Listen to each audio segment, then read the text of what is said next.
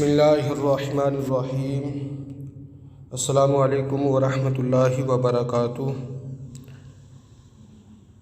جماعت ہفتم کے طلباء، آج ہم اردو کا سبق پڑھیں گے جس کا موضوع ہے ام المؤمنین حضرت سلمہ رضی اللہ تعالی عنہا۔ آپ کی سیرت کے بارے میں آج ہم نے پڑھنا ہے، توجہ کے ساتھ اس کی بلند خوانی سماعت کیجیے۔ ام المؤمنین حضرت سلمہ رضی اللہ عنہا۔ تعارف: ازواج مطہرات رسول اکرم صلی اللہ علیہ وسلم کی پاک بیویوں کو کہا جاتا ہے۔ آپ صلی اللہ علیہ وسلم کی ازواج مطہرات تمام امت کی مائیں ہیں، اس لیے انہیں ام المؤمنین بھی کہا جاتا ہے۔ یقیناً آپ ان ازواج مطہرات میں سے کچھ کے بارے میں ضرور جانتے ہوں گے۔ آج نبی اکرم صلی اللہ علیہ وسلم کی زوجہ محترمہ اور تمام مومنوں کی ماں حضرت سلمہ رضی اللہ عنہا کے بارے میں پڑھتے ہیں۔ ام المؤمنین حضرت سلمہ رضی اللہ عنہا کا تعلق قریش کے قبیلے بنو مخزوم سے تھا۔ آپ کا اصل نام ہند تھا، جبکہ کنیت سلمہ ہے۔ آپ رضی اللہ عنہا اپنے اصل نام کی بجائے اپنی کنیت سے زیادہ مشہور ہیں۔ آپ رضی اللہ عنہا کا پہلا نکاح عبداللہ بن عبد الاسد سے ہوا، جو سلمہ رضی اللہ عنہا کے نام سے زیادہ مشہور ہوئے۔ حضرت سلمہ رضی اللہ عنہا ابتدا ہی میں اپنے شوہر کے ساتھ اسلام لے آئیں۔ اسلام لانے کے بعد دونوں میاں بیوی نے حبشہ کی دونوں ہجرتوں میں شرکت کی۔ ان کے خاوند غزوہ احد میں بھی شریک ہوئے۔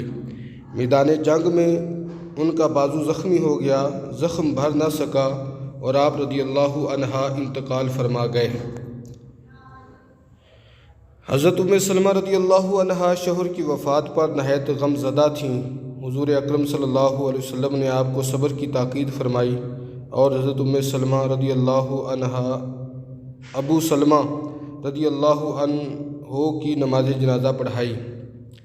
عدت کے بعد سیدنا حضرت ابو بکر صدیق رضی اللہ عنہ نے نکاح کا پیغام بھیجا، لیکن آپ رضی اللہ عنہ نے انکار کر دیا۔ اس کے بعد حضرت سیدنا عمر فاروق رضی اللہ عنہ حضور اکرم صلی اللہ علیہ وسلم کا پیغام لے کر آئے تو آپ رضی اللہ عنہ نے قبول فرمایا۔ آپ کی نکاح کی تقریب شوال 4 ہجری کی آخری تاریخوں میں انجام پائی۔ حضور اکرم صلی اللہ علیہ وسلم نے حضرت سلمہ رضی اللہ عنہا کو 2 چکیاں، 2 مشکیزیں، 1 چمڑے کا تکیہ عنایت فرمایا۔ یہی سامان دوسری ازواج مطہرات کو بھی عطا ہوا تھا۔ جب حضرت سلمہ رضی اللہ عنہا آپ صلی اللہ علیہ وسلم کے نکاح میں آئیں تو ام المؤمنین حضرت عائشہ صدیقہ رضی اللہ عنہا کو ان کے حسن و جمال کا حال سن کر رشک ہوا۔ وہ آپ رضی اللہ عنہا کو دیکھنے آئیں۔ چونکہ ان کی خوب روئی کا خیال دل میں راسخ ہو چکا تھا، باوجود غور کرنے کے یہی سمجھ میں آیا کہ سلمہ رضی اللہ عنہا کے بارے میں جتنا سنا تھا وہ اس سے کہیں زیادہ حسین ہیں۔ ام المؤمنین حضرت سلمہ رضی اللہ عنہا جس دن بیاہ کر گھر لائی گئی، اس دن آپ رضی اللہ عنہا نے اپنے ہاتھ سے کھانا پکایا جو پیارے نبی حضرت محمد صلی اللہ علیہ وسلم نے تناول فرمایا۔ ام المؤمنین حضرت سلمہ رضی اللہ عنہا سرکار دو عالم صلی اللہ علیہ وسلم کے آرام و آسائش کا بہت زیادہ خیال رکھتی تھیں۔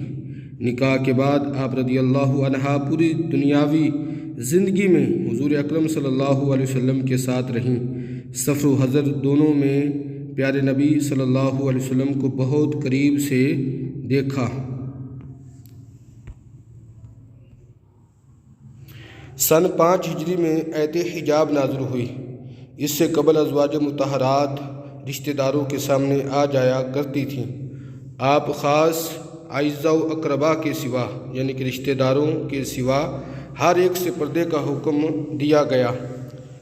امام احمد بن حنبل رحمۃ اللہ علیہ سے روایت ہے کہ سیدنا عبداللہ بن عبداللہ ابن مکتوم رضی اللہ عنہ ایک معزز صحابی اور مسجد نبوی کے مؤذن تھے۔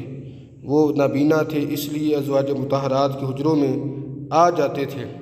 اس آیت کے نزول کے بعد ایک روز آئے تو حضور اکرم صلی اللہ علیہ وسلم نے فرمایا ان سے پردہ کرو۔ آپ رضی اللہ عنہ نے ارشاد فرمایا یہ تو نابینا ہے۔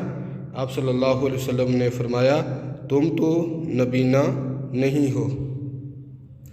آپ رحمت رضی اللہ تعالی عنہ نہایت فضائل و کمالات کی مالک تھی اور علم، زہد، تقوی اور اخلاق و مروت کی اعلیٰ بلندیوں پر تھی۔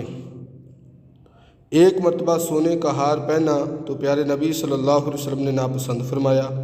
آپ رضی اللہ عنہ نے فوراً اسے اتار دیا۔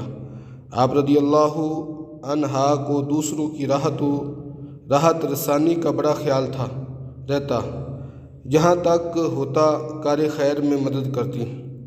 آپ رضی اللہ عنہ قرآن کریم کی تلاوت نہایت عمدہ انداز میں فرماتی۔ آپ قرآن پاک حضور اکرم صلی اللہ علیہ وسلم کے طرز اور لہجے میں پڑھتی تھیں۔ ایک مرتبہ کسی نے سوال کیا حضور اکرم صلی اللہ علیہ وسلم کس طرح قرآن پڑھتے تھے؟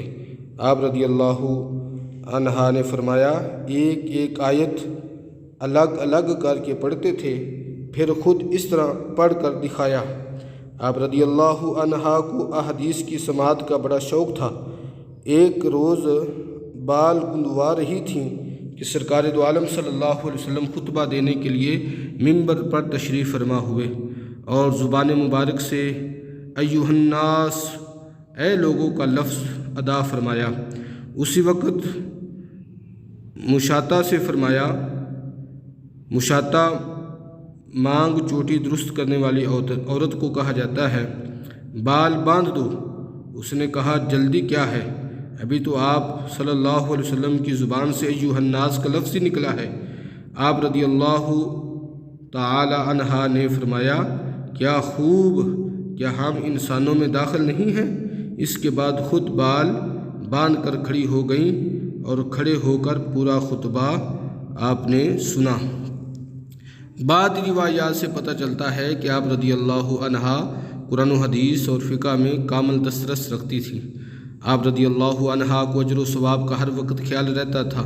ایک مرتبہ حضور اکرم صلی اللہ علیہ وسلم سے دریافت فرمایا یا رسول اللہ صلی اللہ علیہ وسلم، ابو سلمہ رضی اللہ عنہ سے میرے 2 بچے ہیں، میں ان پر خرچ کرتی ہوں اور اچھے طریقے سے پرورش کرتی ہوں، کیا مجھے ان کی پرورش پر اجر ملے گا؟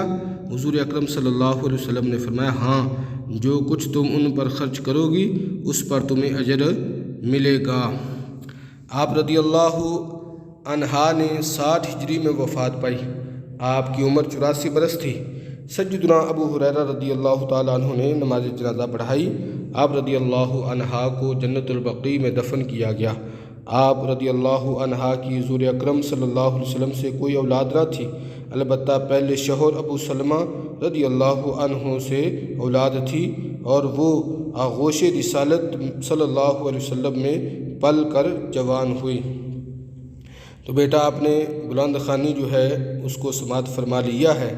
اب آپ اس کے الفاظ معنی سنیں اور ان کو لکھنا بھی ہے اور یاد بھی کرنا ہے۔ خوب روئی، اس کا معنی ہے خوبصورتی۔ عائزہ و اقربا، عزیز و اقارب یعنی رشتہ دار۔ راحت، سکون۔ کامل، مکمل۔ فضائل، فضیلت۔ تاکید، اصرار۔ نبینا، اندھا۔ ازواج، زوجہ کی جمع، بیوی۔ الفاظ جملے۔ خوب روئی، انسان کی خوب روئی اس کے کردار میں ہے۔ خیال راسخ ہونا، حضرت عائشہ رضی اللہ عنہا کو آپ رضی اللہ عنہا کی خوبصورتی کا خیال راسخ ہوا۔ حجرے، آپ صلی اللہ علیہ وسلم نے حضرت ام سلمہ کو الگ حجرے میں جگہ دی۔ عدت، حضرت عائشہ رضی اللہ عنہا کو عدت پورے ہونے کے بعد یہ حضرت عائشہ لکھا ہوا ہے، یہاں پہ غلط ہے۔ حضرت ام سلمہ رضی اللہ عنہا کو عدت پوری ہونے کے بعد نکاح کے پیغام آنے لگے، یہ لفظ بھی غلط لکھا ہوا ہے۔ ام المؤمنین، حضرت محمد صلی اللہ علیہ وسلم کے ازواج کو ام المؤمنین کہا جاتا ہے۔ تو بیٹا آپ نے الفاظ جملے بھی سن لیے اور الفاظ معنی بھی آپ نے سن لیے، بلند خوانی بھی آپ نے سماعت کر لی ہے۔ اب آپ نے اس کو اچھے طریقے سے یاد کرنا ہے اور اپنی کاپیوں پہ ان کو لکھنا بھی ہے۔ اپنا خیال رکھیے۔ السلام علیکم ورحمۃ اللہ وبرکاتہ۔